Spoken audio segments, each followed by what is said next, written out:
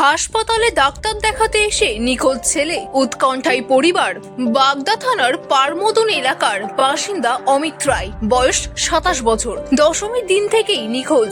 জানা গেছে প্রায় 2 বছর ধরে তিনি কলকাতায় শ্বশুর বাড়িতে ছিলেন। শারীরিক অসুস্থতার কারণে 1 মাস আগে নিজের বাড়িতে ফিরে আসেন।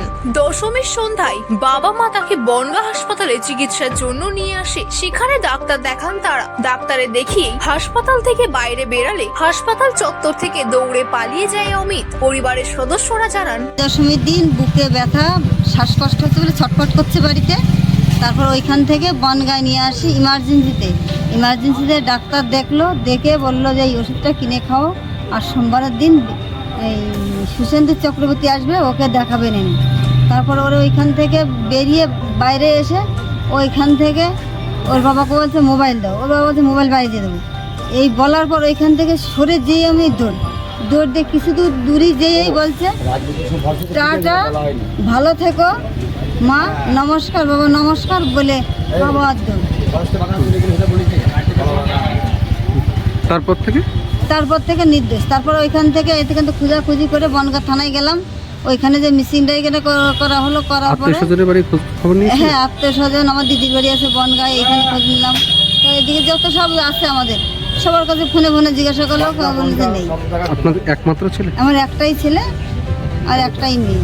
তো মেয়ে বিয়ে হয়েছে দত্তভিলে, আর ছেলে নিজেই বিয়ে করেছিল কলকাতায়, নিয়ে এক বিবাহিত, তার একটা ছেলে আছে, ওইখানেই থাকতো। ওইখান থেকে 1 মাস মতো বাড়ি এসে মরার মতন হয়ে এসছে। এখানে আমি হাতুড়ি ডাক্তার দেখিয়েছি, তারপরে এখানে এই সরোজনা রায়কে দেখিয়েছি বনগাঁয় নিয়ে এসে, তারপরে হসপিটাল দেখিয়েছি, দেখানোর পর এরকম পালিয়ে গেছে। এখন কি চাইছেন আপনি? আমার ছেলেকে ফিরে পাই। আমার ছেলে শ্বশুরবাড়ি ছিল, শ্বশুরবাড়ি থেকে চলে আসে মাথা পুজো হয়ে আসে, বল বাবা চিকিৎসা করো। আমি 2-1 দিন স্থানীয় হাতুড়ি ডাক্তার দেখানোর পরে আমি নিয়ে যাই সন্তান কী নাম সরোজনারে দেখাই। সরোজনা দেখানোর পরে ওষুধ খাই, তার মধ্যে আমি ছেলে ছটফট করে, কথা ঠান্ডা হয়ে যাচ্ছে, একার সময় একরকম কথা বলছে, সময় ব্রেনটে ভালো কথা বলে, সময় ব্রেনটে ভালো কথা বলে না। আমি এখন বাবা হয়ে সহ্য করতে না পারি, তখন 4 দিনের জন্য হোমে দিয়েছিলাম। হোমের থেকে তখন রিপোর্ট দেয় যে জন্ডিস জ্বর এইসবের ধরা পড়েছে। তখন আমি বাড়ি নিয়ে আসি, বনগাঁ হসপিটালে ভর্তি করি। বনগাঁ হসপিটালে ভর্তি করার পর আমি বাড়ি নিয়ে যাই। বাড়ি নেওয়ার পরে আবার হসপিটালে নিয়ে আসি।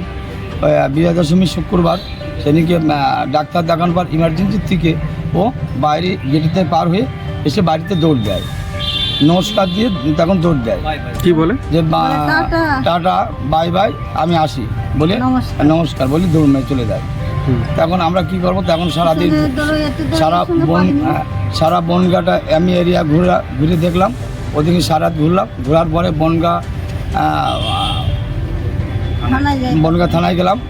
আমি লিখিত ডায়েরি করলাম, করার পরে বললো যে ঠিক আছে আমরা তদন্ত নিচ্ছি। সেখান থেকে চলে গেলাম হেলেঞ্চা থানার কাছে যাই। হেলেঞ্চা থানা বলতে ঠিক আছে তুমি অসুবিধা নেই, আমি লিখিত নিচ্ছি। সেখান থেকে আমি ফিরে বাড়ি চলে যাই। কি চাইছেন? আমি চাইছি আমার ছেলে ফিরে আসুক। বিবৃতিতে প্রকাশিত মতামত সম্পূর্ণরূপে বক্তার নিজস্ব। এই বিবৃতির জন্য আমরা কোনোভাবেই দায়বদ্ধ নই। ডিসিএন নিউজ চ্যানেলের এই বিবৃতি শুধুমাত্র সাধারণ তথ্যের জন্য প্রকাশিত এবং এর সঠিকতা বা সম্পূর্ণতার কোনো নিশ্চয়তা দেওয়া হয় না।